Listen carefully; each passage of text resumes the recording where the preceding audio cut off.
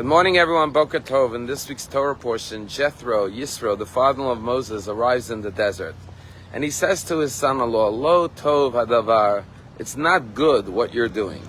You're standing all day answering everyone's questions. It's not good for you. You're going to get burnt out. And it's not good for the nation to have to wait all day. Set up a judicial system with different levels of courts to answer and resolve all questions. And only the most difficult questions should be handled by you directly. Now it's interesting that these words, lo tov, it's not good, are only found twice in the Torah. The first time the words lo tov are found is in Genesis. When God says, lo tov hiyot adam lavado, it's not good for man to be alone. I'll make a helpmate, a soulmate. And God creates Eve as a wife for Adam. And the second time is right here when Jethro says to his son-in-law, it's not good that you should handle everything by yourself. And these are the only two times that the Torah says things are not good. And the common denominator, of course, is that in both cases, what is not good is living alone and acting alone. You always need others. You always need relationships, friendships. You always need assistance in life. And whether it's living alone without a helpmate, a soulmate, or whether it's working alone, the Torah says that is not good. Man was not created to live alone. We all need friendships and social relationships in order to thrive and to fulfill our potential and to be happy and fulfilled as human beings. This week on Monday night, we had the great honor at Palm Beach Synagogue to welcome Natan Sharansky to our synagogue. And everyone knows the story of Natan Sharansky.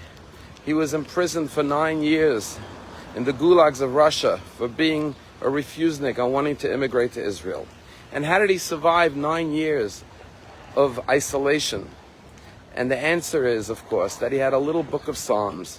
You see, he got married to Avital, and 24 hours later, the Russian government said to Avital, you can now go to Israel, but you must go immediately. If not, we're going to revoke the visa. And so he was separated from his beloved wife Avital one day after he got married. But she gave him a gift. It was a tiny little book of Psalms. And when he went to prison, that's what he took with him. And he describes in his autobiography how this little book of Psalms gave him strength because it connected him to his wife, to the Jewish people, and to thousands of years of Jewish history, all the way back to King David. And he said he would read Psalm 23, and particularly the verse, even though I walk through the valley of the shadow of death, I fear no evil, for you are with me. And he would think about God being with him. He would think about King David being with him in the prison cell. He would think about his wife and all of the Jewish people who were always with him, and this sustained him. And he said, no matter what, he would never separate from that book of Psalms. And when the Russians took it away from him, he went on a hunger strike to get it back because that was his most prized possession. And he said even when he was told he can go free and they gave him a new set of clothing, they took him to the plane after 9 years of imprisonment to go to Israel. He said, where is my book of Psalms? And they refused to give it to him. And Natan Sharansky lay down in the snow in Russia and said, I refuse to board the plane. I will not go without my book of Psalms. And they ultimately were forced to give it to him. And he says, I came to Israel from the Soviet Union, and the only possession I had was my book of Psalms. That book of Psalms made him realize that even when he was in solitary confinement in Russia, in a prison cell, he knew he was never alone. It's never lo tov, as the Torah says. Man is not created to be alone. We are always with each other, with our loved ones, with our nation, with our people, with God, with every great hero of Jewish history that lives and carries on with us. When Natan Sharansky came to our synagogue on Monday night, I asked him if I could borrow the book of Psalms that he carries with him in his shirt pocket, upon his heart, wherever he goes, constantly. And he said, sure. And he took out this little beautiful book of Psalms and gave it to me.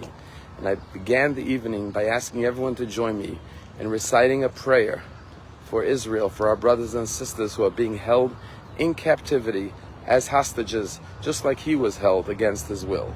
And as he came home and returned to Israel in freedom, and his faith and his connection to the Jewish people kept him strong, may all of our hostages come home and, as Natan Sharansky, realize their dream of freedom. Have a wonderful day.